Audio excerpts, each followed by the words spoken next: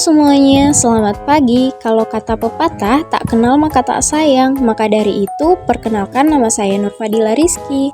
Pada video kali ini, saya akan membahas hadis sahih, hadis hasan, dan hadis dhaif.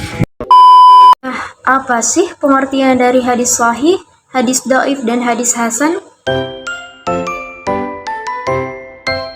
Hadis sahih didefinisikan oleh Ibnu As-Salah, yaitu hadis yang disandarkan kepada Nabi Muhammad SAW yang sanadnya bersambung, diriwayatkan oleh perawi yang adil dan dabit hingga sampai akhir sanad, tidak ada kejanggalan dan tidak berilat.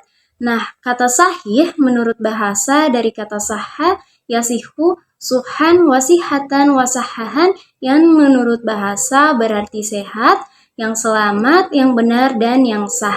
Nah, para ulama biasa menyebut kata sahih itu sebagai lawan dari kata sakim atau sakit. Maka hadis sahih menurut bahasa berarti hadis yang sah, hadis yang sehat, dan hadis yang selamat.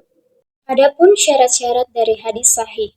Yang pertama, sanadnya bersambung. Nah, yang dimaksud dengan sanad bersambung adalah tiap-tiap periwayatan dalam sanad hadis menerima periwayat hadis dari periwayat terdekat sebelumnya. Keadaan ini berlangsung demikian sampai akhir sanad dari hadis itu. Yang kedua, ada periwayatan bersifat adil. Adil di sini adalah periwayat seorang muslim yang balik, berakal sehat, selalu memelihara perbuatan taat, dan menjauhkan diri dari perbuatan-perbuatan maksiat. Yang ketiga, ada periwayatan bersifat dabit.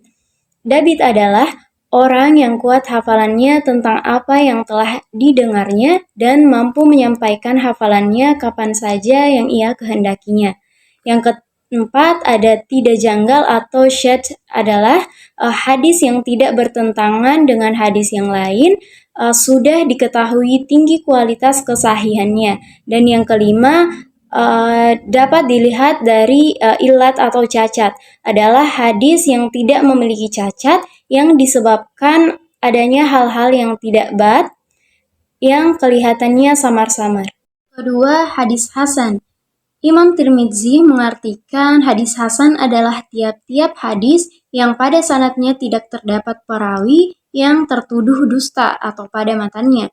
Tidak ada kejanggalan dan hadis tersebut diriwayatkan pula melalui jalan lain. Menurut pendapat Ibnu Hajar, hadis hasan adalah hadis yang dinukilkan oleh orang yang adil, yang kurang kuat ingatannya, yang mustasil musanadnya, tidak cacat dan tidak ganjil. Adapun syarat-syarat yang harus dipenuhi bagi suatu hadis yang dikategorikan sebagai hadis hasan. Yang pertama, perawinya yang adil. Yang kedua, kedabitan perawinya di bawah perawi hadis sahih. Yang ketiga, sanad-sanadnya bersambung. Yang keempat, tidak terdapat kejanggalan atau syadz. Dan yang kelima, tidak mengandung ilat. Yang terakhir ada hadis dhaif. Kata dhaif menurut bahasa yang berarti lemah, sebagai lawan dari qawi yang kuat. Sebagai lawan dari kata sahih, kata dhaif secara bahasa berarti hadis yang lemah, yang sakit, dan yang tidak kuat. Nah, secara terminologis, para ulama mendefinisikan secara berbeda-beda, akan tetapi pada dasarnya mengandung maksud yang sama. Nah, pendapat An-Nawawi, hadis yang di dalamnya tidak terdapat syarat-syarat hadis sahih dan syarat-syarat hadis hasan.